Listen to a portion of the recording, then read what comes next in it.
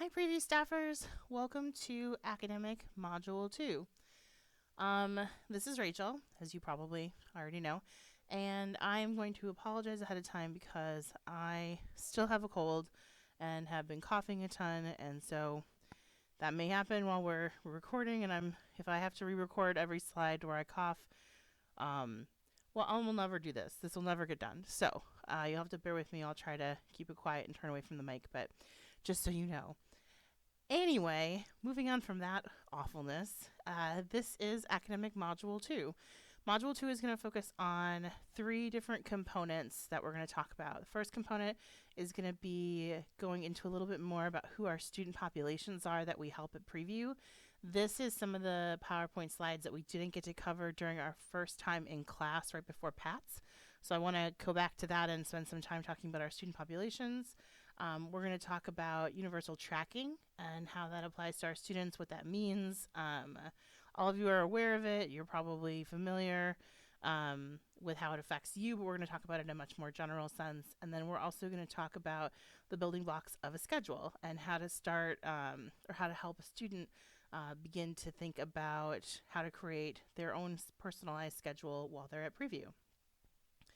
On a different note, I do want to thank everybody for their engagement in class yesterday. I wasn't there, but Nigel told me that you guys are all pretty great and that you had some good questions and it was a good class. So I want to thank everybody for being present and for just being there and doing what you need to do and meeting our expectations. So that's very exciting. And then last but not least, homework 2 should be up on Monday. This hopefully is going to get released on Friday. If it's not and it gets released on Monday, then homework 2 should be up the same day. It just depends on how fast I'm able to get through this, again, with my throat and my cough and everything. As always, write down any questions that you have as we're going throughout the module. You can ask them, email either myself or Nigel, or ask them in class the next time we're in there, anything like that. But let's get started. So our first component, who are our students, our UF student population. So let's jump in. So from a broad strokes perspective, I can't talk, and so it begins. From a broad strokes perspective, we're talking about our students in kind of this generalized idea of students that are coming in that are summer B admits, which is going to be our promise students, our fall students, which is going to be high school AA. Honors can be summer B or fall. We've got Innovation Academy students. We've got PACE students. We have a lot of different student groups that we're going to explain or talk about and break down as we go throughout this part of the module. So we're going to jump right in. Promise students. Promise students were formerly known as AIM. So if you yourself are a Promise student, you might know it as the AIM program.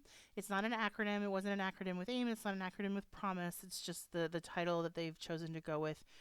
They changed it over last year. This program for students is run through the Office of Academic Support. These students are selected by the admissions office based on different criteria.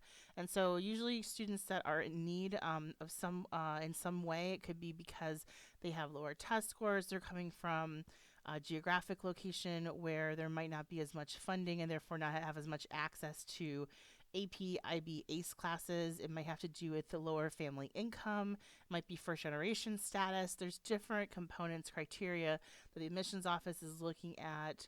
And they're looking for the potential of the student that are coming in this program, but helping those students connect and make their way to UF to be successful students here. The students that are admitted for Promise are admitted for Summer B only, so you would only see these students at the Summer B sessions over the summer. And they attend what we call the quote-unquote regular preview sessions, but they have a slightly modified schedule. So for all of our Summer B sessions, you would have Promise students that are going to be there. They're going to, however, be grouped together for the small groups, and they're going to be working with Promise advisors so that they get a little bit more focused information that is going to apply to the program that they've been admitted into. HSAA students, so High School AA, which is what HSAA stands for, High School Associate of Arts. These are our students that are earning They're associative arts, so they're 60 credit hours, usually of dual enrollment coursework, but earning their AA degree while they are in high school. Now, I know many of you are high school AA students, and that might make you think like, oh, I've got this on lock, I know this information. You don't, because a lot is changing this year for our HSAA students, so it's important to make sure that you're keeping up to date with this new information and adjusting your advising accordingly. High school AA students are going to be fall admits only, so that's a big change. It used to be that we would admit students as high school AAs for summer B or fall, but it's going to be fall admits only this year. They can be either freshman admits or transfer admits. What that means is that HSAA students are evaluated in a two-step process potentially. I don't want to go into too much detail, but HSAA students are evaluated at freshman level, and if they're not admitted, they're then evaluated at transfer level. In the past, the transfer level that we used to, or the transfer criteria we would use, differed because everyone that came in the past as HSAA had 4 years, so time to explore and time to do their degree and to graduate. Even if they wanted to graduate faster, they had that extra time.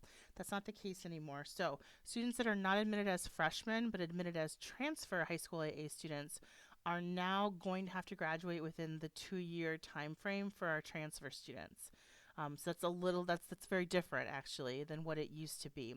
This is important on another level because that means that the students that are admitted as high school AA transfers are going to only be allowed to go through transfer preview. So it's actually kind of nice because it does separate out and we don't have to get too confusing, or we don't have to be confusing for our students or get too confused ourselves when we're working with students at the high school AA sessions, which transitions to the next piece, which is that there are actually separate preview sessions for high school AA students that are admitted as freshmen. Excuse me. So our freshman high school AA admits are going to have the option to attend one of 2 different HSAA specific sessions over the summer. And again, only going to be freshman admits there, fall admits only, and they're going to go through a 2-day preview session, very similar, but a little bit more tailored to HSAA, but very similar to our other freshman admits. If a student is an HSAA student and admitted as a transfer, they're going to attend the 1-day transfer preview session and go through because the information they're getting is going to be the same as what a transfer student would get. So it's just important to recognize that because in the past that wouldn't have been how the 2 populations of HSAA students, the 2 admit populations, would be handled or how we would advise them. And again, just like I said before, students will have at least 60 credits, mostly dual enrollment coming in. We'll spend more time talking about HSAA. We're going to spend more time talking about honors and Innovation Academy. All the populations I'm going to talk about, we're going to spend more time going into them in depth later on in the semester. So don't worry if I'm only covering things briefly. Honor students. So honor students are going to be admitted for either summer B or fall. Predominant amount of the honor students come in through the fall. But we do have some summer B honor students. Students that are honors apply. It used to be a little different, but now students that are admitted to UF, they can apply. And if they are selected to join freshman honors program, and this happens prior to preview, they have to opt into it. So they have to apply. I think there's like a bunch of essays they have to write. And if they're admitted, they then have to go in and accept the acceptance, essentially. So you might have some students that come to preview who say, well, I applied for honors and they selected me, but if they didn't follow through on saying yes to that acceptance, then they're probably not going to be in the honors program. So if that happens, go find someone from New Student Family Programs, one of your pro staff, and ask them for help to see and make sure that we know what's going on with that student's eligibility eligibility in honors.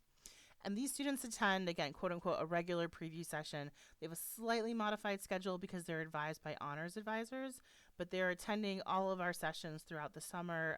There's just going to be a small contingency or small component of honor students at each of our preview sessions.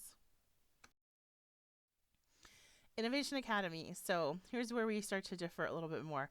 IA students, or Innovation Academy students, are spring admits only. So those are students that are admitted on a spring-summer term sequence. So as opposed to a student who's admitted for fall-spring or admitted in summer B, but they're a fall-spring student, these students are admitted for a spring-summer term, and their fall is essentially the equivalent of a fall admit summer term.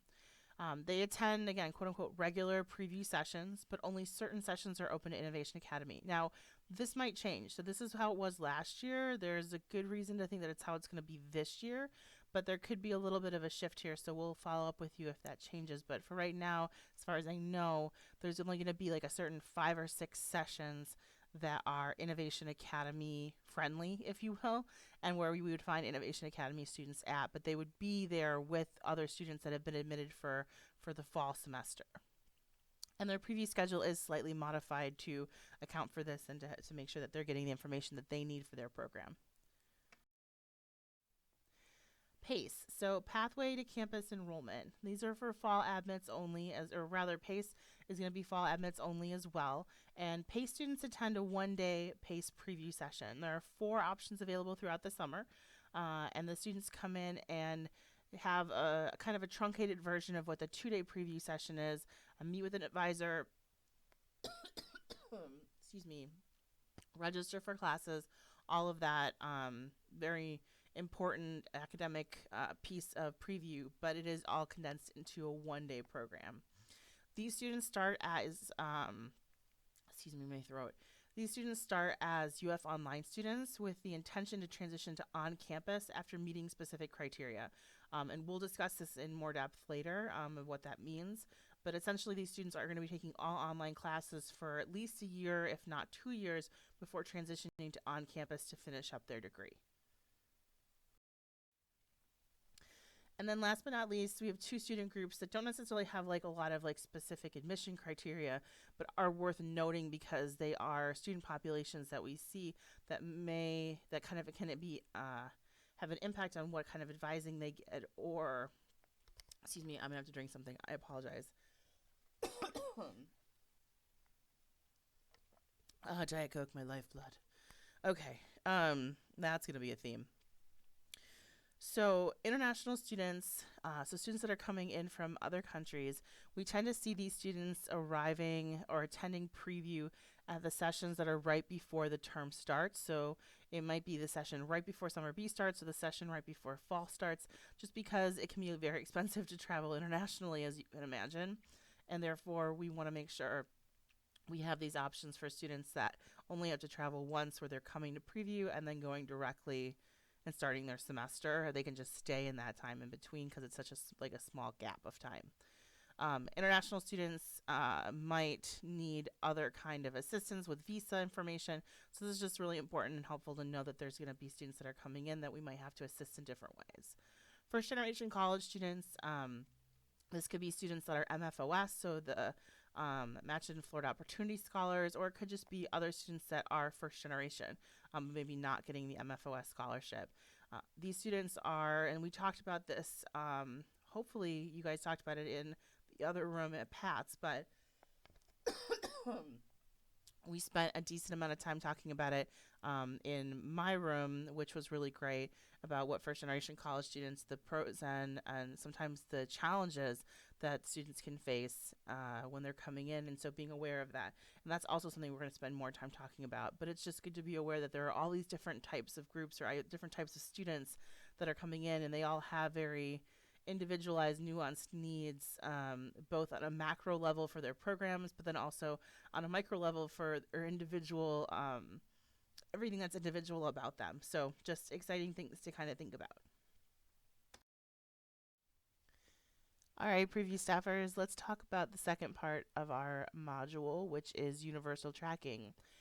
If my voice sounds different, it's because I recorded the first part of this module on Friday, and I hoped that over the weekend my voice would get better, but sadly, not so much. So, still raspy, still coughing, but we will soldier through as preview sometimes needs us to do. So, without further ado, universal tracking. Now, before we jump into the specifics of critical tracking or universal tracking, we're going to use those terms interchangeably. I want to talk about the purpose or the reason behind why critical tracking even exists. So there are 3 goals that I have on the screen here. The first is that it's designed to give students timely information about the courses they need to take and the GPA required for their declared major. And this is important because we want students to make sure that they are performing successfully in what it is they're choosing to do. Some students have a hard time letting go of certain majors if they've decided it's something that they really want to they really want to stick with, and sometimes they need little nudges maybe outside of those areas to look at other majors where they might show more success, and we can use critical tracking to evaluate that. Another goal is to monitor minimum progress and determine a student's fit. So it's pretty similar to what I just said. Those two kind of go hand in hand. And then, of course, to help students graduate promptly. Obviously, if a student is sticking around in a major they're not performing well in, if they're not passing classes, that means that it's going to probably extend their time to graduate. And we want to make sure our students are graduating within a timely fashion. And that's going to usually be around 4 years is what we're always shooting for. It's a big thing right now at UF is timely graduation rates as it's evaluated by the country. Excuse me. And of course, we've actually received national recognition for this program. It's actually become something that's been implemented at many schools. Different people from the University of Florida's campus have gone and done workshops and talked about how universal tracking or critical tracking works at other schools, and then that's been adopted by those schools. So it's actually a very popular program and something that we've been utilizing here at UF since even before I started here 12 years ago, and it's been very successful.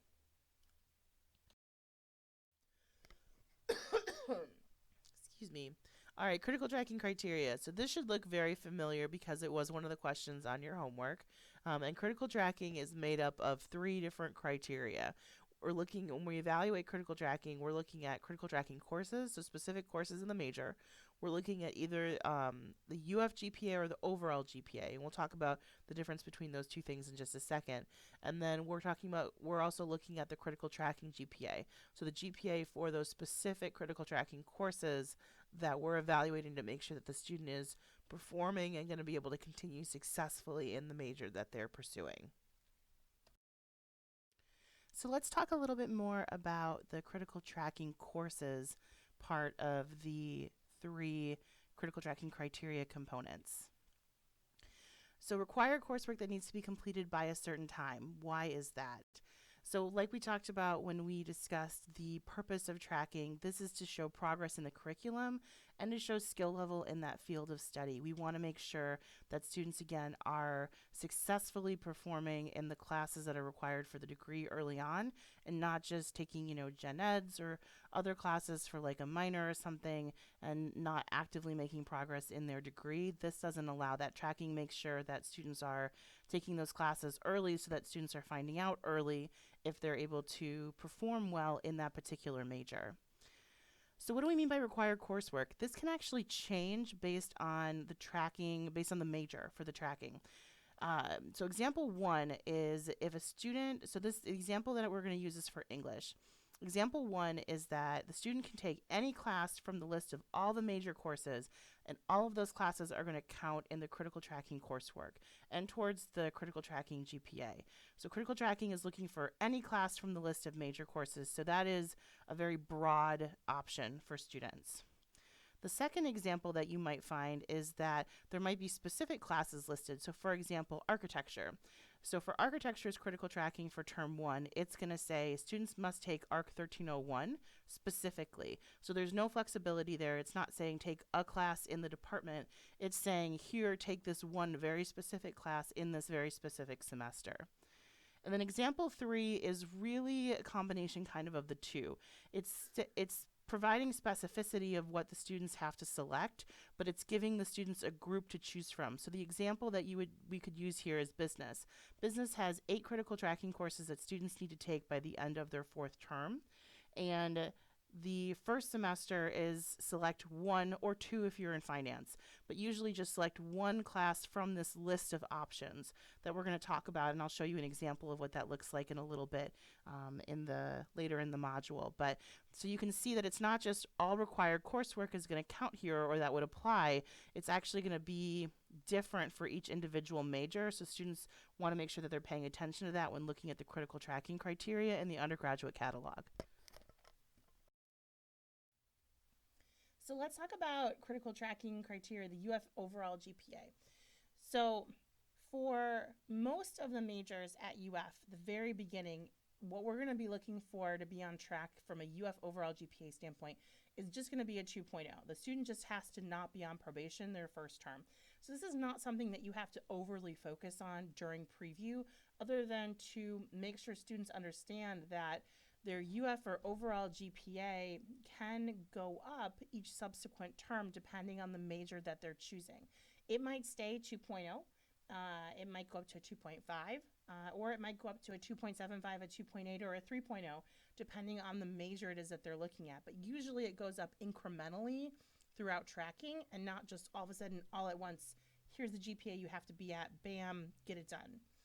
Now, in terms of terminology, UF GPA, when we talk about that, that is specifically classes that students are taking only at the University of Florida. So for a student who's coming in as a freshman, so a first time in college student, they aren't going to have a UF GPA yet because they haven't taken any Florida courses or UF courses yet, right? Overall GPA includes all coursework from all institutions. So if a student took classes dual enrollment, or let's say it's a transfer student and they're bringing in classes prior to starting at UF, that's going to be, that GPA is going to include not only their coursework before, but also their coursework at UF as they start earning grades here. It's important to distinguish this because sometimes students will get confused and think, well, but I have a really good GPA, so I meet this requirement, right? Because I took these classes at Broward State College before, Broward College before I got to UF. But if the tracking is looking only at UF GPA, which a lot of the majors do, they're just looking at UF GPA, then that actually isn't going to apply or have any weight in that evaluation of whether or not they meet this particular tracking component. Some majors do look at overall GPA, and it'll be clear about that in the tracking information when you look at it. And it's worth noting that as well in case a student maybe doesn't do so well before coming to UF. It's not necessarily that it wipes the slate clean, so it's important to note both of those options, but understand that for the most part, a big portion of our majors are going to be looking at UF GPA, and that's it for this particular tracking piece. Now that we've covered the UF overall GPA requirement and the critical tracking courses requirement, we're going to talk about critical tracking GPA. Critical tracking GPA is exactly what it sounds like, which is GPA that includes critical tracking courses, which is that coursework that we talked about, those options, those examples that we talked about a few slides back that are required for the major that we're using to evaluate success in that particular area of focus. Now, critical tracking GPA can actually be evaluated two different ways, not to keep throwing different examples at you, but it is important to understand this. Some critical tracking GPA will factor in all courses that count towards the major. So the example I have on here is criminology. Any criminology class that you take towards the degree that it's major specific, so not necessarily like a gen ed, but a major class. Any major class you take for criminology is going to factor into the critical tracking GPA for that degree. That is not always the case. So the other example I have on here is economics. Economics requires that you complete, there are 4 specific courses for that major, and not to get into too much specifics, but micro and macro and survey of calc and stats. It's not important that you know that off the top of your head, but just as an example, I'm just giving this to you so I can be more specific about what I'm talking about. So there are 4 courses that economics requires for tracking those 4. Now, the major, of course, requires more coursework. You have to do intermediate micro, there's economics electives that you have to take, and all of that. But the economics tracking GPA is only factoring in those 4 courses that I initially said, that micro, macro, survey of calc, and statistics. So even though there are additional courses required for the major, those aren't going to impact the tracking GPA. It's important to note this because sometimes students will ask you or just say, well, I'll have, this will help with my critical tracking GPA no matter what class I take. For the most part, I want to say that a lot of the majors do follow example 1, which is to include everything, but it is something that we want to be careful of because there are some majors that don't. And so paying attention to that when we're looking at the critical tracking information in the undergraduate catalog is going to be important. That being said, either example doesn't matter. Critical tracking GPA, no matter what, is always going to include all attempts in all courses that are critical tracking courses from all institutions. So it doesn't matter if a student took a criminology class at Santa Fe College and then took a class here. All classes are going to count towards that degree, or towards that tracking GPA rather. Now that we've gone over all three of the different components required to meet critical tracking, I want to talk some more about some of the tracking fundamentals and how tracking applies to students from an overall standpoint. Tracking is only looking at fall and spring semesters. Those are the only terms that are considered tracking terms, except for Innovation Academy. Of course, Innovation Academy, because they're spring-summer, they're following a spring-summer schedule, their tracking terms are actually spring-summer, and then fall is going to be their non-tracking term. Whereas for our summer B and fall admits, summer is our non-tracking term.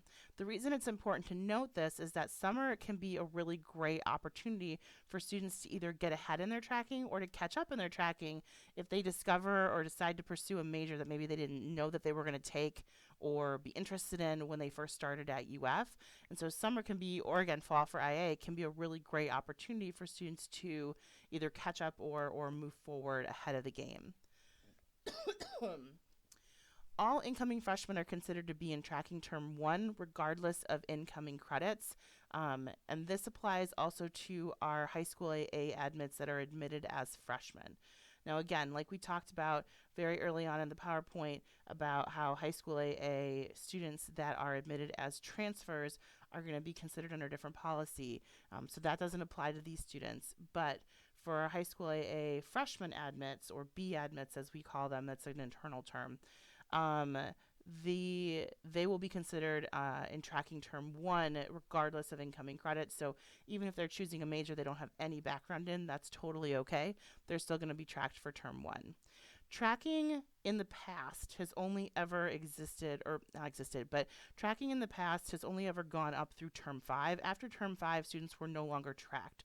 That is no longer the case. UF is actually moving this year into an 8-term tracking model, which we'll talk more about as we have more information. It's still kind of a newer thing later in the semester, but I do want to make sure everyone's aware, because this is going to be something that's very different than everything that you've experienced thus far.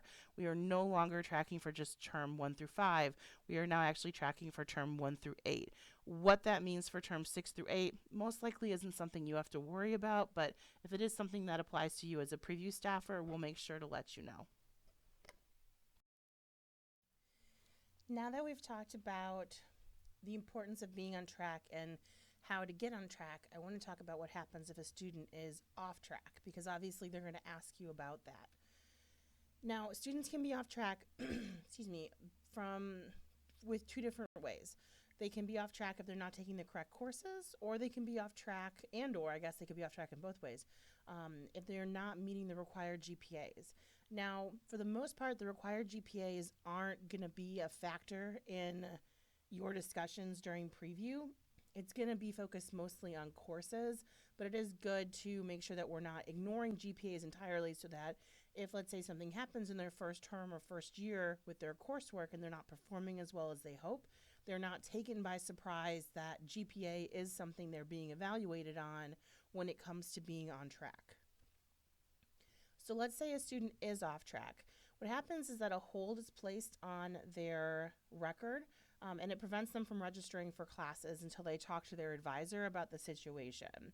So it forces that student to talk with an advisor to discuss a plan. That's the whole idea, is that if a student isn't performing well in their coursework or not taking classes in the major that they are pursuing, that it's going to force a conversation, which is really important because that goes with the idea of reflecting and making sure that you're in a major that's a good fit, that you're able to succeed in when, especially early on at UF. Now, if a student is worried about their first term tracking, you can always suggest exploratory. However, that being said, I would not push a student towards exploratory if, let's say, they're going to be off track because of placement. So if a student knows that they want to be in, let's say, for example, APK, which is Applied Physiology and Kinesiology. And I'm kind of going off the top of my head, but let's say that one of the tracking or something tracking wise is that they need to be in, let's say, a higher level math or chem the first semester. But let's say placement puts the student into maybe intro to chem or basic college algebra. That's fine. The majors, the colleges are all willing to work with students that are off track due to placement versus students that are off track because they're like, no, I can't be bothered to take the courses I need to. So definitely encourage a student, as long as they're comfortable, to declare the major they really are interested in, even if they're going to be off track due to a placement concern.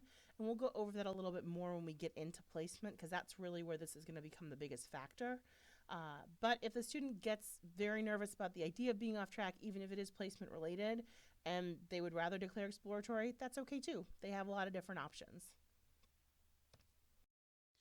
Now let's talk about what happens if a student comes in and already has terms 1 and 2 and possibly even 3 met, and how is that going to affect tracking potentially for a student? Because the default idea would most likely be to just jump ahead and keep moving up and tracking coursework and going, okay, term 1's done, term 2 is done, and then you should do term 3. But we do want to be mindful of what the courses are and why that might not always be the best plan for the students. And we're going to use business administration, the general studies focus, as our example here. So as you can see, this is the list of the 7 courses that the student has to complete by the end of term 4 for business. And let's assume,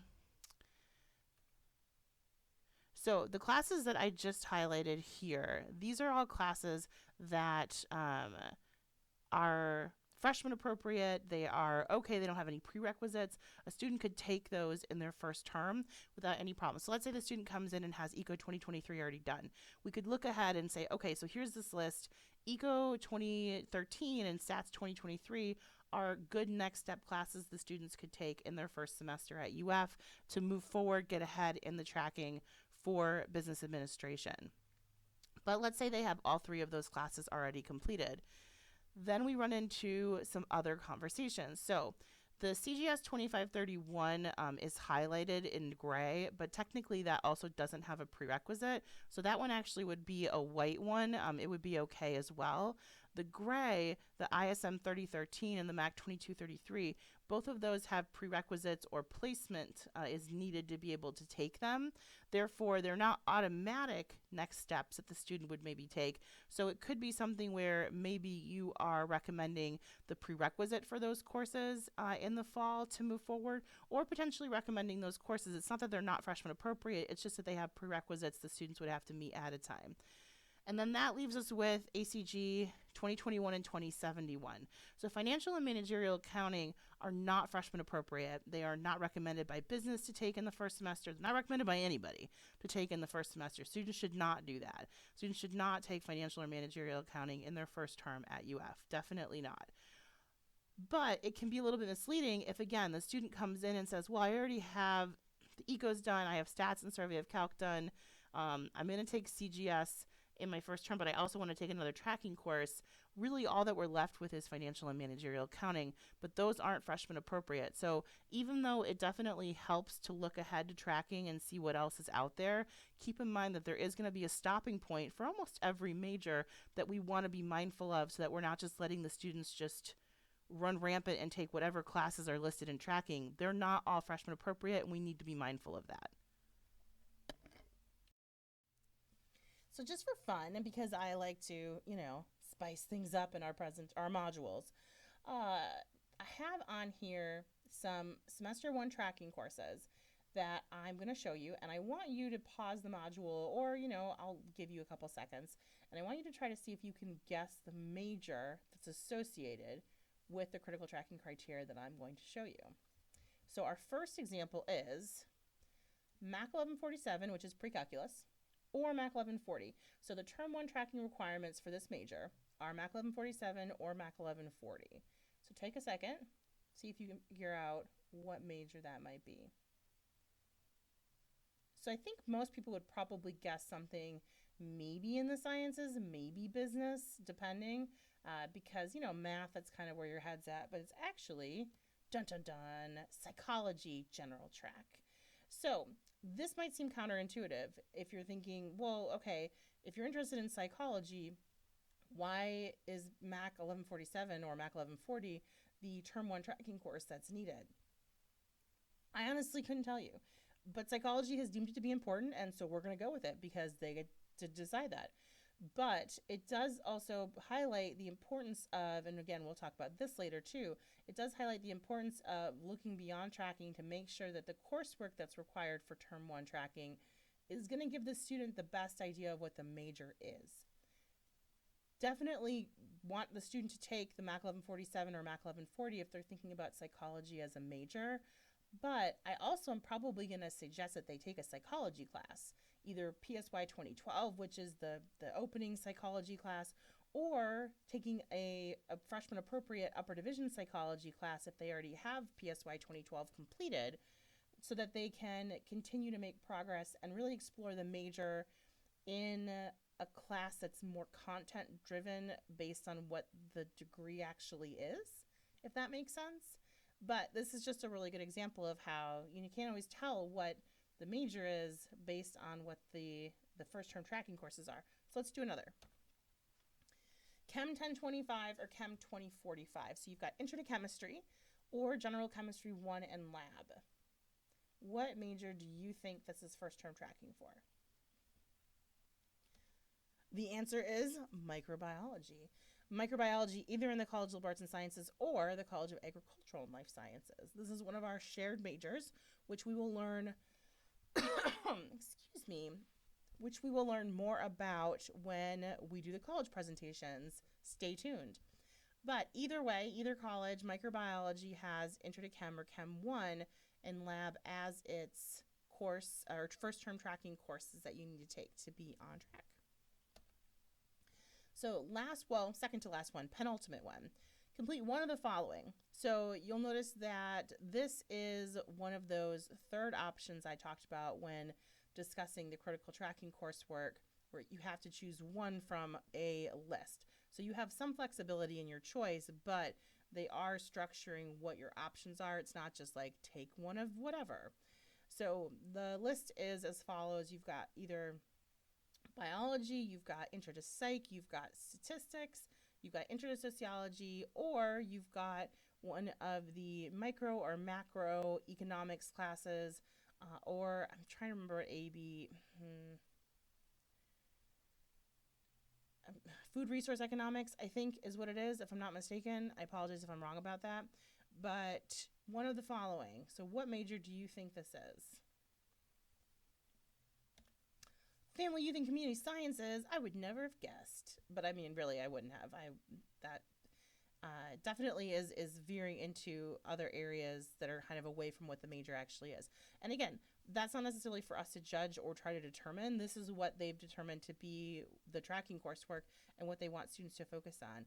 But again, it goes back to kind of highlighting what we talked about with psychology, which is, okay, great, let's make sure you're on track and taking one of these classes, but is there another class that we can take that's a little bit closer to the content area of the major that you can then, use to explore if that is a good fit for you? And there may be a class that we can use in that regard, and there may not be. It just depends on the major and what we're talking about, and if, again, it's freshman appropriate or offered. The next part of our module is going to focus on how to help a student build a successful and intentional summer and fall schedule. So if we're going to talk about building a schedule, let's actually talk about the components that are going to make up that schedule. And we're actually going to break each of these areas down in more depth as we go throughout the presentation, but it kind of helps to see from a general standpoint what we're talking about right now. And also understand that some of these things are going to seem a little redundant. We're going to have things that we've already talked about a little bit in previous modules or classes. And the reason for that is, we want to make sure that we're hitting all the points repeatedly so that they are sticking with you in your mind for when you're working with students. So, bear with us as we go over things multiple times with you. So on this list, this is in no particular order, and it's important to recognize that because a lot of times students seem to think that this is the order in which they have to really apply their class selection for their first term. That's not necessarily true. I mean, you could have a student who doesn't know what major they want, so major interests becomes a little bit more difficult to identify. You could have a student who has all their general education courses met, or the only general education course they have left is in an area they don't like. So again, you want to keep in mind that this is a good roadmap, but it's not going to be applicable to every single student that you work with. So, approach everything with, an open mind. Now, courses can fulfill multiple requirements. And this is another thing that often gets overlooked. If you have a student who's interested, let's say, in psychology, which I recognize as like my fallback major, I think we talked about in class, psychology is going to meet a lot of different general education requirements. It's going to help a student meet social behavioral sciences. It's going to help a student meet biological science requirement, mathematical sciences. So there's a very strong possibility based on whatever major the student chooses, or if they have pre-health aspirations, that their courses that they're going to take are going to fulfill multiple requirements. But it's good to note that credit's only going to count once. So even if, let's say, it's applying towards the major and applying towards a gen ed requirement, the student doesn't get double credit. It's just going to help reduce the hours needed in each place. And again, no particular order. And apparently I was really excited about exclamation points when I made this PowerPoint, so I apologize. A lot of exclamatory statements. So moving on to talk about tracking, and here is a great example of that redundancy I talked about in the last slide, where we are going to go over things multiple times to make sure that we are really hammering it in and that you really understand everything that we are discussing, even if it means that we talked about it 10 minutes earlier in this module. Hooray! So let's start at the very beginning, which is also a quote from a movie, and I could sing it for you, but I won't. And if you're very well behaved, maybe one day I will sing for you. But that has to be earned. And now I gave you a really big clue, so I have faith that you are going to figure this out. It's pretty obvious if you know it. So let's start at the very beginning. Obviously, tracking term one, when we're helping a student build a schedule, tracking term one is where we are going to start. However, if tracking term one is met, as we talked about in the tracking portion of our module, we might look at going ahead to 2 or tracking term 3 or 4, or maybe even 5, but we don't want to get too crazy. Because again, like we discussed in those 2 examples where we blacked out a couple of those options, some tracking courses are not going to be freshman appropriate no matter how many of the other courses the student may have complete. So we do always want to keep that in mind when we are looking ahead to see if the student can get a little bit of a jump into some of those other tracking areas. And the other thing about the taking a tracking course the first term is, again, with some of the components, not all of them are going to be appropriate or applicable to every student. There's always the possibility that a student cannot or will not take a tracking course his or her first semester. Some majors don't have term 1 tracking courses, as we discovered a few slides ago when we were looking at the different guess the major based on the tracking term 1 classes. Some upper level tracking courses, like we talked about, can be inappropriate for first semester students. And so it's important to remember that just because we talk about tracking and how important it is, it doesn't mean that we need to set or want to set this idea in the student or this expectation in the student that I will absolutely take a tracking course my first semester, because sometimes that is unrealistic. Sometimes it is inappropriate based on the coursework, and sometimes it's unnecessary. And so we want to make sure that we're setting that right expectation for our students. And then obviously, students can get on track for multiple majors at the same time. So don't forget that. When we're talking about how to use tracking and major interest to build a schedule, if a student's interested in multiple majors, as you know now, or you may have already known, there are some majors that only require 1 tracking course for the first 1 or 2 or 3 semesters. So help those students explore majors early as possible, again, if appropriate, so that they can have enough time or have as much time as possible to figure out what major it is they might want to pursue when they earn their degree.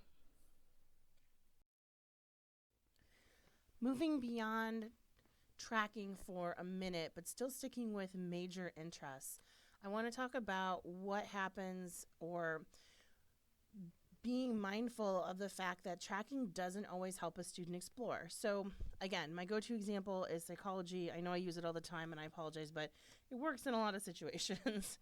So for psychology, for example, as we discussed when we were going over to the tracking portion of the module, that the first term tracking course for psychology is Mac 1140 or Mac 1147, pre-calculus. Important, of course, because it's related to the major, and psychology is deemed to be an important focus right from the very beginning for students that are interested in psych, but not necessarily the best indication of whether or not a student is going to enjoy the major, right? So this is a good example of it may be helpful to suggest another course, whether it's a tracking course or outside of tracking, that maybe is more content focused on, or that's probably not the terminology I want to use, but that has a little bit more information about what the major actually is so that the student can make sure it's what they want to pursue. So for psychology, I would recommend that a student take PSY 2012 or Intro to Psych, or a different, upper division psychology class if they already have Intro to Psych through incoming credit. This just gives the students an opportunity to, explore the major itself, the actual content of the major, to make sure it's a good fit. And I would recommend this, of course, in addition to the tracking course, because that's obviously very important too.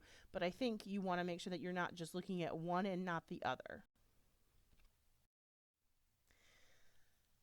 Some majors are going to have more structure than others, and it's important to recognize this right from the very beginning, because it's going to possibly have a lot of influence on helping a student maybe declare a major or selecting classes in their first term, because as we've talked about previously, there are some programs that are what we call lockstep.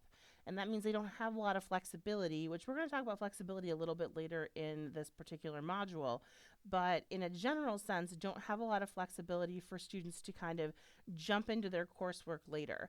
The example I have on here is actually architecture, because as you can see, for semester 1, you've got Complete Arc 1301 and 1701, which are the history of architecture and a design class for architecture, which are both, somewhat time, if not a lot, very time intensive and require a lot of focus. Now, it could be something where in other situations we might go, oh, well, you have a lot of flexibility. You could just take one of those classes or, wait on them. But what you'll notice is that semester 2 has ARC 1302 and 1702. And if you're thinking, well, that seems, interesting that they're the next number up for each of those classes, perhaps those are prerequisites, you would be correct. They are. So that means that if, let's say, a student doesn't take ARC 1301 and 1701 in their first term, they're really setting themselves up for being behind in architecture, because already in semester 2, we've got 2 classes where those were the prereqs for term 1, and we're just moving. We're snapping forward. So it's important to recognize that there are going to be some majors that are going to be what we call lockstep, and that we want students to try to get as on track as possible right from the very beginning when they are selecting their classes. Other areas that kind of fall into this category, I would say, are engineering to a point, depending on how many incoming credits the student's bringing in. I would argue that majors in the College of the Arts tend to be pretty specific in terms of what courses they can take. Some science majors, but again, there's some more flexibility there than not. But for the most part, I would say those are probably the ones that are pharmacy, definitely, especially if the student's trying to do a 2 or 3 year plan. But otherwise, for the most part, it's pretty open. Some, again, are more flexible than others. Some majors are more flexible than others, but still not nearly as stringent as some of the ones we've suggested.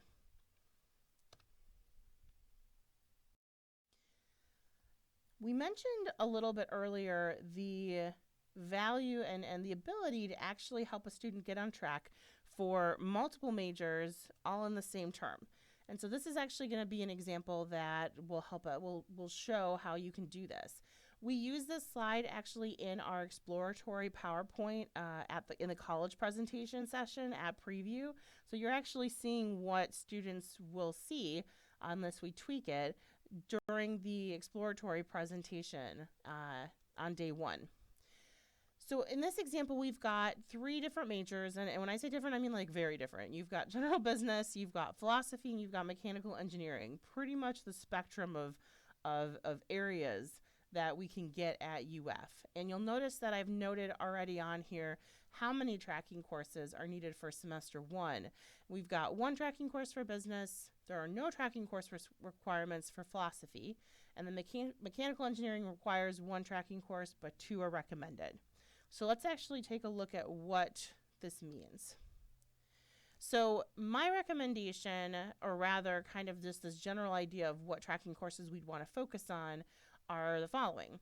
For general business, Survey of Calculus counts as a tracking course.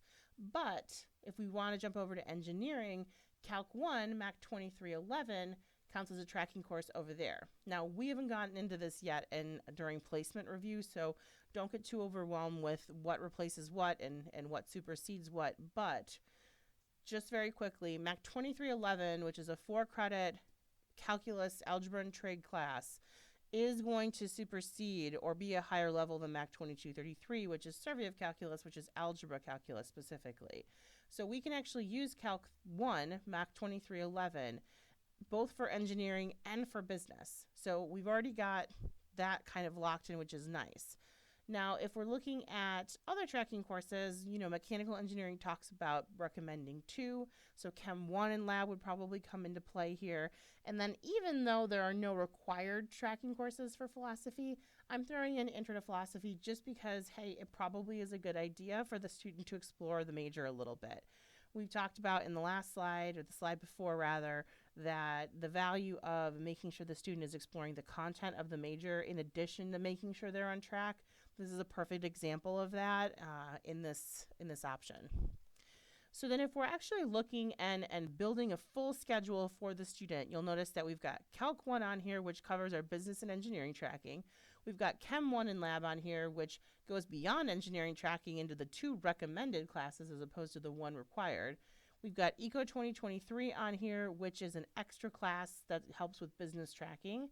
And then we've got PHI 2010, which is going to help with philosophy tracking, but again, for term 1 is also extra. So we've got 15 credit hours, which is a manageable course load, 12 to 15 hours for a first semester student. And we've got 4 classes, or really 5 if we include the lab on here, that help us get up to term 1 tracking, if anything, get ahead, possibly even with term 2 tracking for all 3 of these very different majors. And I could do this all day, and we will actually do some examples of this in homeworks and in the academic lab so that you can actually practice and see how easy it is to help a student get on track for multiple majors in a lot of different areas.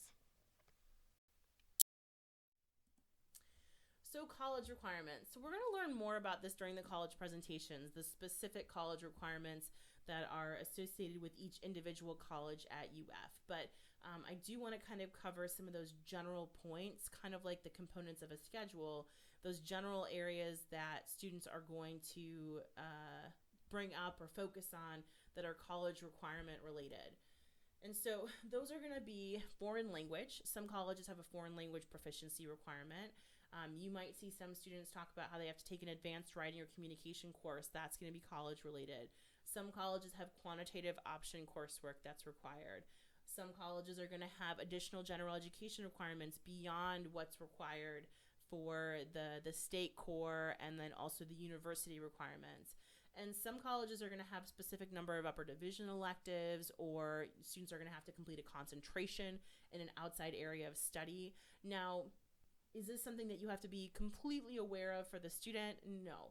But we do like you to be, reasonably knowledgeable about the fact that these college requirements exist so that, if a student's bringing it up, you're not like, I have no idea what you're talking about. But you have to memorize all of these specific requirements for each college? No, of course not. That's a lot. The biggest one that we're going to see is going to be the foreign language. And we're going to talk about that more as we go along. Don't worry. We got you covered. But it is something, that we'll see the students most likely bring up because they'll see that they have a foreign language requirement, and we get that line that we hate to hear, which is, I just want to get it out of the way my first term. This is one of those big ones where we're like, oh my gosh, no, not that. Because if they're already feeling apprehensive about a first term, about taking a language, then, taking a 5-credit language class, your transition semester to UF, probably not the best plan. So that's one of those ones where we're very much about like, don't do this right away, wait But like I said, we'll get into that more as we go along. Okay, electives. So this is actually one of my favorite parts because I am a big proponent of elective coursework. I think electives are great. I think they're fun. I think they're often misunderstood and overlooked, and I'm going to tell you why and get you hopefully very excited about the opportunities and places that students can take these classes. Oh, the places you'll go, Dr. Seuss style, with electives. It's a lot of fun. So what do I mean by electives? Electives can be anything. Electives are pretty much the basis of all coursework until it becomes something specific. So what I mean by that is if, let's say, a student is taking a course towards their major, but they change their major, and now all of a sudden that course is no longer required, it becomes an elective because that's its default position. The same thing with gen eds. If a student is taking a gen ed humanities or gen ed social behavioral science, but that's a general education category they've already completed, then it becomes an elective. Everything at its basic level is an elective course. And so it's good to kind of remember that because students get really worried about things not counting towards, if they change their major, if they move things around, all of a sudden things don't have as much value or meaning. Not true, because everything falls under an elective category. So how many electives can a student take? That depends entirely on the flexibility of a student's schedule, and we're going to actually talk about that in a second. We're going to look at some examples that will hopefully help kind of give perspective to how much flexibility each student has. And it also depends on how many incoming credits they're bringing in, right? So if we know about the flexibility of their schedule, let's say we know they can take, this many elective hours, well, okay, but let's say now they have a bunch of general education coursework already met with their incoming credits. Okay, so that might up their flexibility, more electives are allowed. But now we have to take into consideration when they want to graduate. Let's say they're high school AA students, and they're like, okay, I have 2 years already done, I want to take another 2 years at UF and then graduate. Well, now we have to scale back that flexibility because we have a limited time frame that they're using. So again, it depends on the student. It depends on a lot of different variables. Also, we need to take into consideration summer classes. Anytime we're looking at a semester by semester plan to determine flexibility, usually that plan does not take into consideration summer coursework. So if a student wants to use summer classes, like we were talking about with tracking to get ahead or to catch up, or to get some general education courses completed, then that might free up more flexibility during the fall or spring terms to be able to take more classes, more electives in other areas. And so you can see the problem. It's confusing and it's subjective and individual for each student. And so again, it's not something that you have to figure out for every student. My gosh, that would be insane. But it is helpful to know from a general standpoint how electives work, how to help students determine their own flexibility within their programs so that they can kind of go home and do that on their own, and then take ownership in terms of figuring out what classes they want to take their first semester and be able to take electives with confidence and not worry about how that's going to apply to them later on down the line because they know they have that flexibility to begin with. That's what we're trying to get at here. So let's take a look at electives and the flexibility that can kind of be created based on the college or based on the major. So all of these majors are going to be 120 hours. I think I only have it on the first slide, so just keep that in mind. And we're looking at political science. So this should be pretty self-explanatory here if we're looking at it. You can see that about a fourth of the requirements are the major requirements. We've got college requirements, and we've got general education and electives. Now, general education, you're going to actually see shift a little bit by major because what I did is that, just like we talked about with psychology way back before, some majors are going to absorb the general education coursework within them. So, for example, political science, a lot of the courses you're taking for poli-sci are going to be social behavioral sciences. So I took those away from the gen eds and absorbed them into major requirements. And you're also required to take statistics for political science. So again, 3 hours of now the coursework required for mathematical sciences is absorbed into the major as well, which is why that's changing. Now you'll notice for the elective part that we've got 44 hours on there. Okay, so 44 hours, that's a pretty big chunk, right? It's about a third of the pie, if you will, is electives. So this student has a lot of flexibility, and this doesn't take into consideration summer coursework. It doesn't take into consideration incoming credits, which a lot of our students have.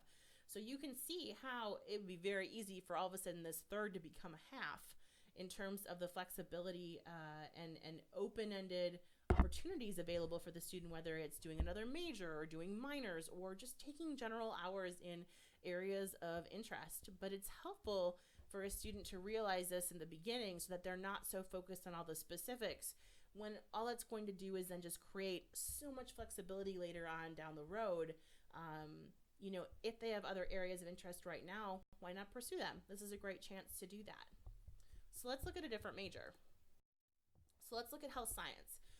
So you can see major requirements doubled, right? So we jumped a huge part there. So it's actually a little bit over half. But by doing that, you can see the college requirements actually are very minimal for health science, and general education also went down a little bit as well because it was absorbed within the major requirements. So electives actually is now exactly a fourth, so not quite a third, but still 25%. So there is still some flexibility for this particular major within the College of Public Health and Health Professions. And then let's take a look at finance. So another popular major in the College of Business Administration. So again, major requirements going up a little bit, but college requirements in general education staying about the same. So the electives went down a little, but still there, still available for students to explore. Now, are the electives going to get even smaller in some of the other colleges? They will. The College of Engineering is actually going to have very little flexibility. Art, some of the School of the Art or College of the Arts majors are going to have little flexibility. School of Architecture, so the architecture major is going to have very little flexibility.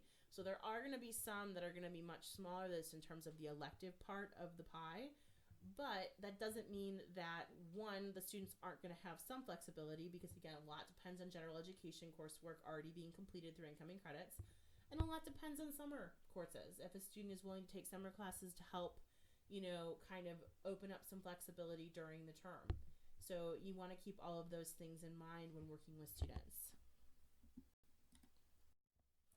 So using electives effectively. So how do we help students do that?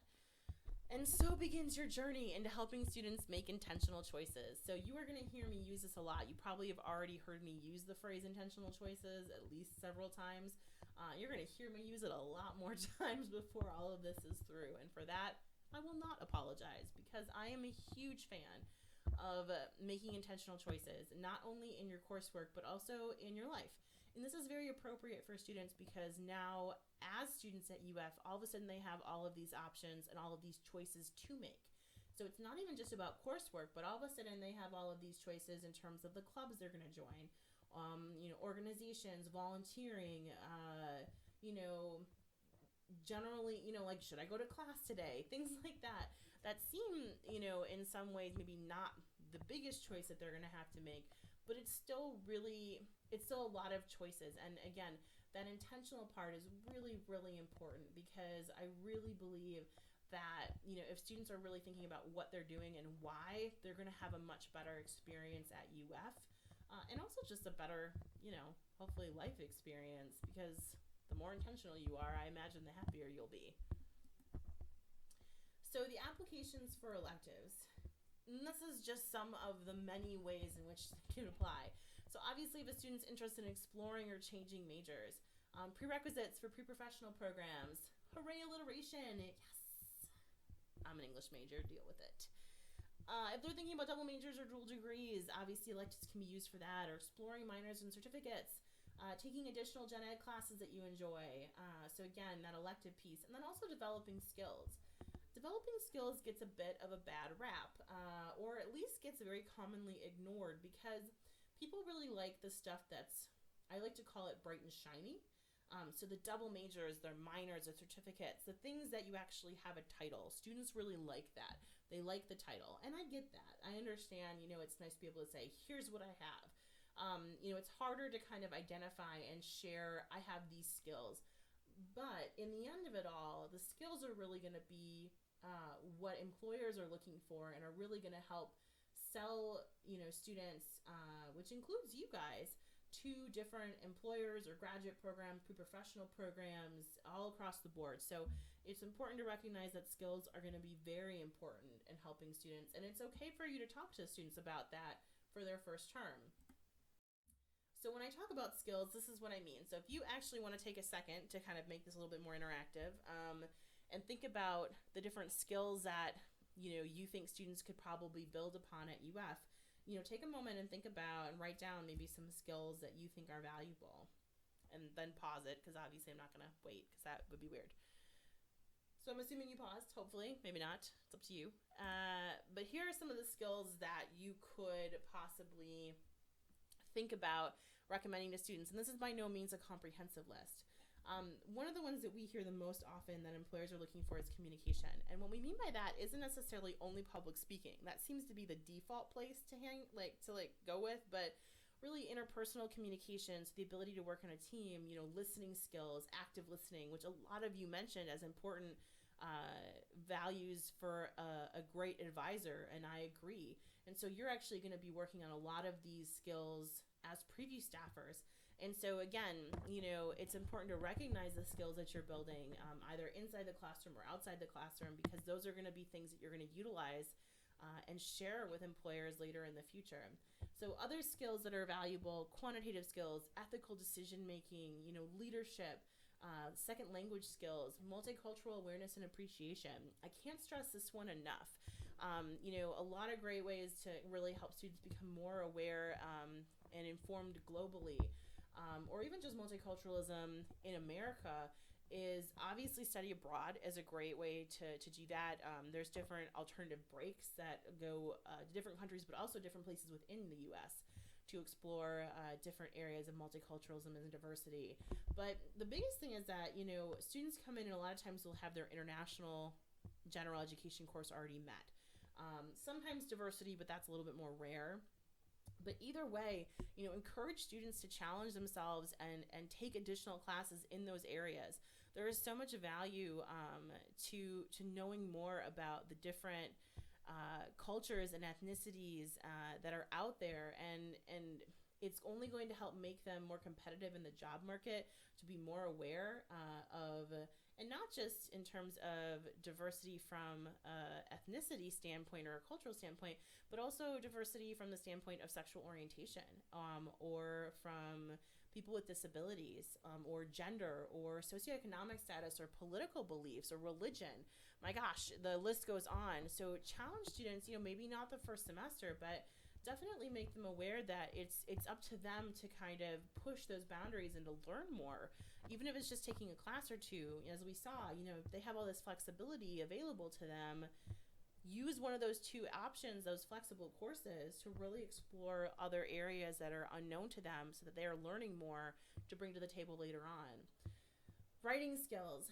Can you write an email? Now that seems maybe silly, but you would be surprised how many emails I get from students that lead me to believe that they are incapable of writing, one, an email that is proper grammar, English, sentence structure, any of the above, two, also polite and respectful, end of rant.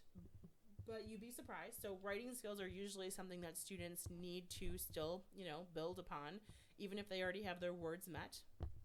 Computer skills, what systems do you know? How is your typing?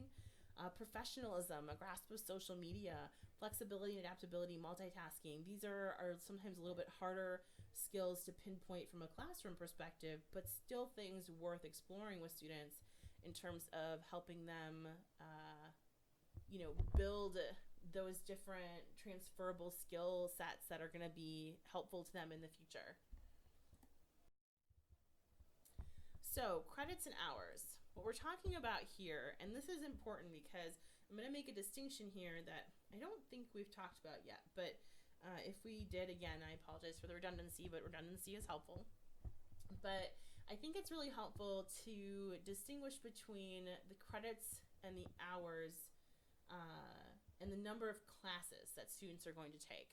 So students will most likely take 2 academic courses summer B and 4 to 6 academic courses in fall.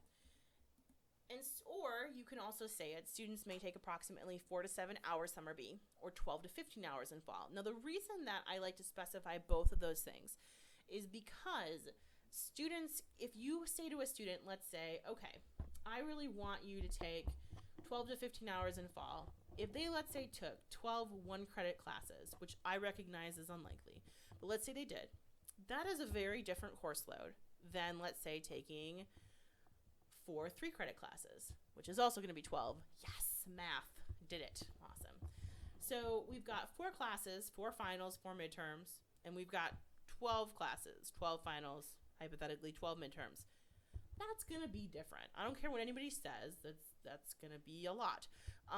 So even though it's the same number of hours, the number of courses matter, right? So there's going to be a difference. The biggest place you're going to see this is going to be actually in Summer B, because while it might be okay for a student to take like 2 to 3 academic courses Summer B, let's say they take 2 3-credit classes in first year Florida. Great. That sounds fine to me. But if they, let's say they wanted to take a 3-credit class and then 4 1-credit classes, that's going to be the same number of hours. That's still 7 credits, but that's a lot to take on in Summer B, in my opinion.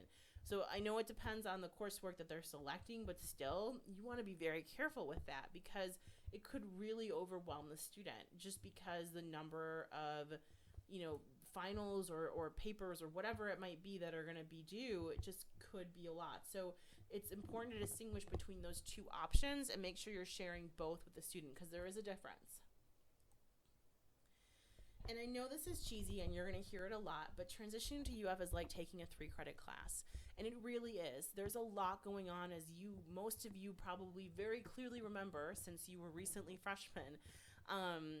There is so much going on that first semester. There is so much to figure out and to learn and to get used to. And, why have a student take on more than they can handle their first term just because when that transition is kind of like taking what we say a 3-credit class.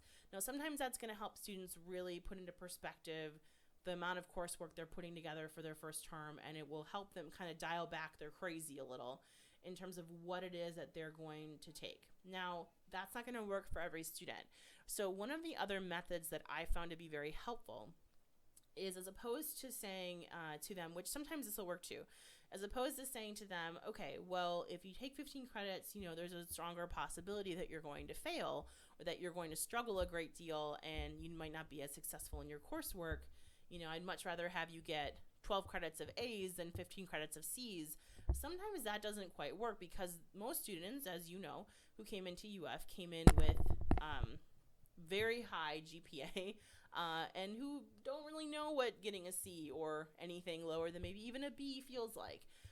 And with that, it is hard for them to really grasp the idea that maybe they will not be super successful. So that argument they might not feel applies to them. In that situation, if you feel like that's what's happening when you're trying to make that argument with a student, what I would recommend is coming at it from a different perspective. And what I will tell students is I will say to them, look, I understand you actually might be able to do this. Maybe taking 15 or 18 credit hours or 4 science courses or whatever your first semester, you know what? Maybe you can handle it. Maybe you're the student who really can get it done and you're going to be successful in those courses. But what I can tell you is that I'm going to guess that at the end of it, you're going to be miserable. You can probably handle it. You might be great at being able to get it done, but are you going to be sane at the end of it all? Are you going to have enough time to really appreciate all of the other components that UF has to offer? Are you going to be happy during the term? Are you going to be so stressed out trying to get everything done that you're going to be miserable?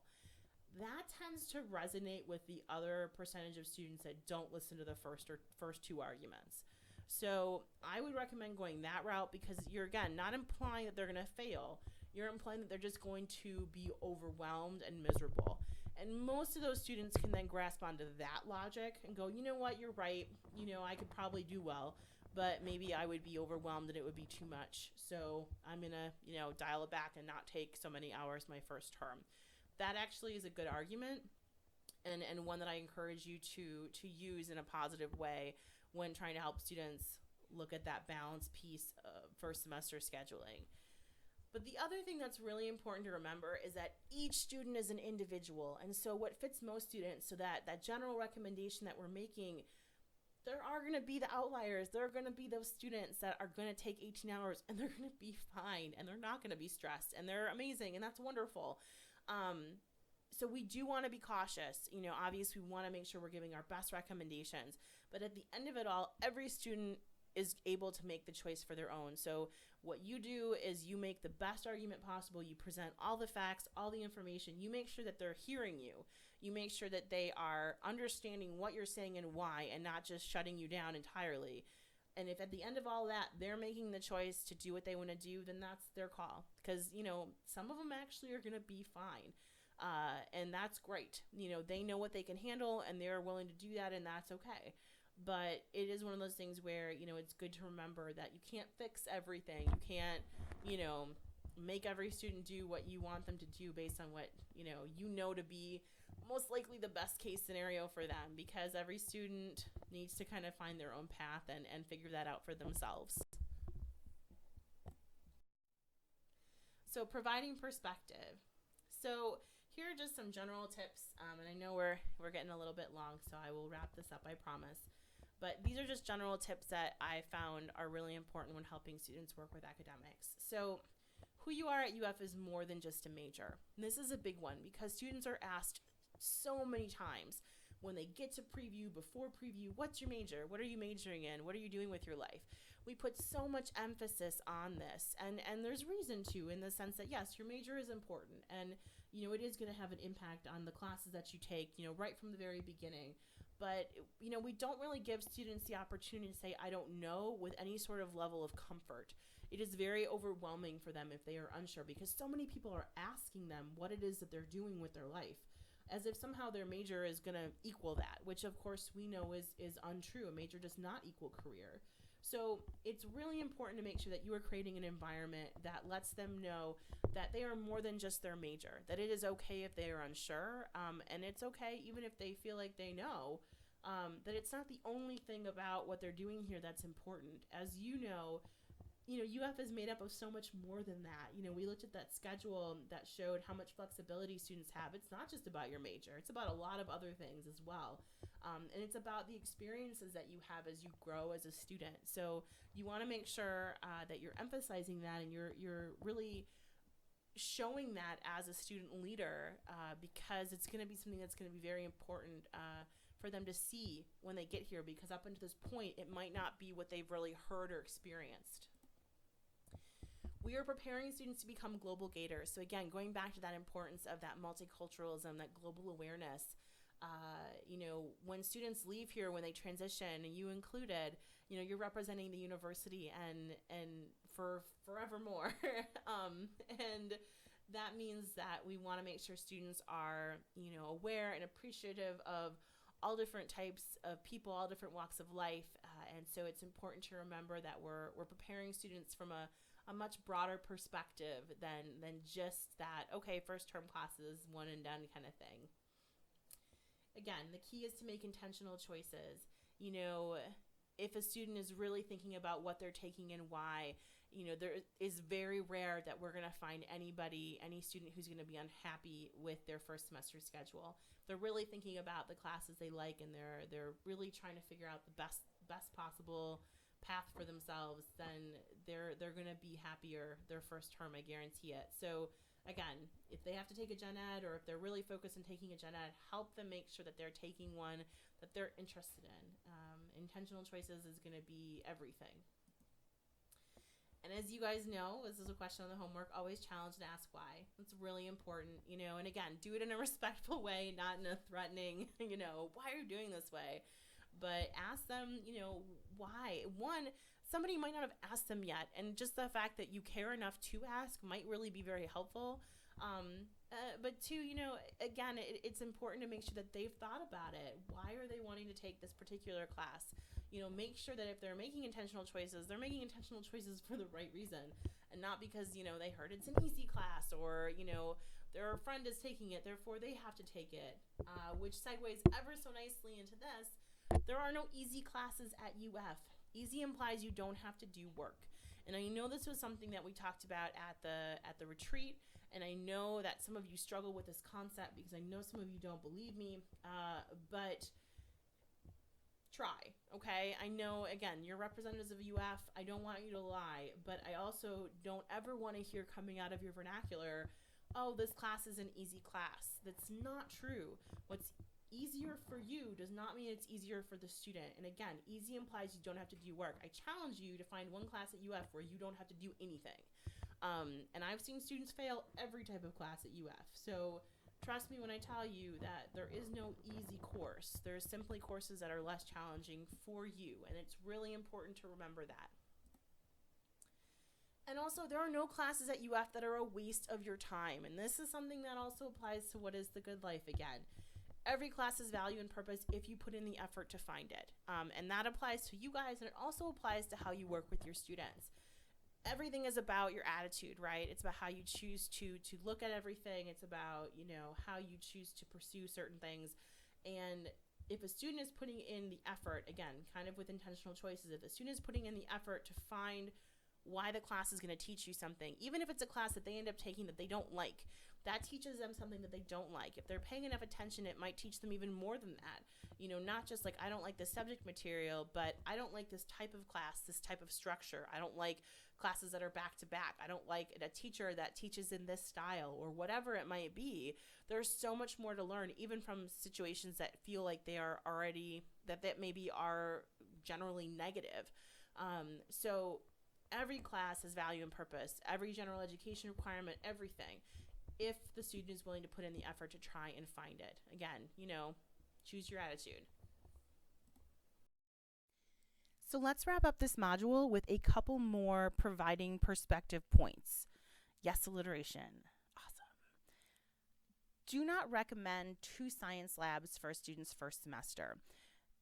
If you've ever taken a lab at UF or really anywhere, you know that the 1 credit lab is deceiving because it's 1 credit hour, but 3 hours of work in class, along with approximately 6 hours of work outside of class.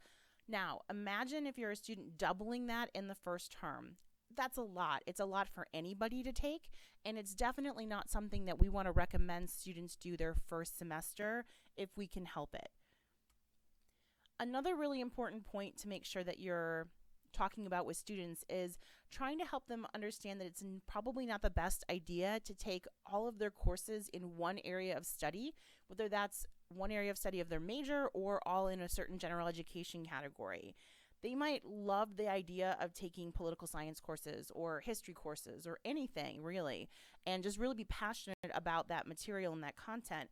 But if you're taking all of the same classes in the same area, it's easy to burn out because you just get tired of the information. It's easy to feel overwhelmed because you're using the same parts of your brain every single day. And when you're studying, we want them to have a wide range of content that they're comfortable with their first semester.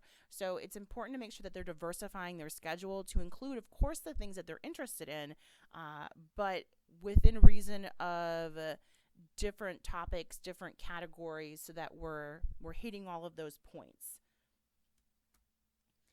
And then last but not least, do not force a student into a course no matter how good your intentions are. And I'm talking specifically about SLS 1102 or First Year Florida. It's easy to get carried away when you're trying to help a student find those courses. And if you know that First Year Florida is a great class, and I know it too, I love it, I teach it, I get that. But sometimes students aren't really feeling it as a good option for them.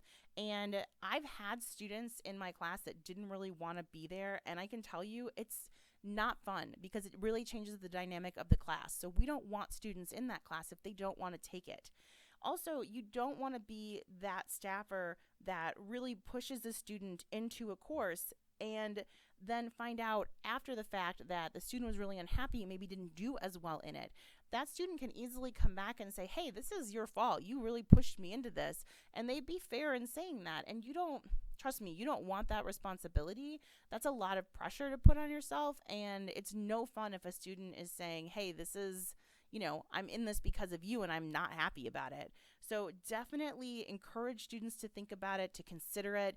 Encourage them if they're not sure about it right now to take time to mull it over and contact you if they have any questions. I definitely want students to really be aware of First Year Florida, or really any class, but just never go too far down the line of pushing them into something, even if you think you know what's best for them. And no matter how good your intentions are, again, the students still have to make their own choices. So tying into that, remember, with great power comes great responsibility. A wonderful Spider-Man quote. So don't screw it up. And I say that with love. Nigel and I both know that you guys are going to be amazing. You're going to be great. We have all the faith in you. Otherwise, we wouldn't do all of this crazy stuff with the modules and the labs and class. We wouldn't take all the time to do this if we didn't have the utmost faith in your abilities. But as we've talked about, make sure you're putting in that time, that work, that effort, that you're asking questions. But we are going to be here for you every step of the way. And remember that it's a process, and that we want to make sure that you succeed, but give yourself time to learn everything and rewatch the modules and take lots of notes and all of that good stuff. So I hope you enjoyed Module 2, and I look forward to seeing hopefully most of you at the academic lab on Monday. Have a great day.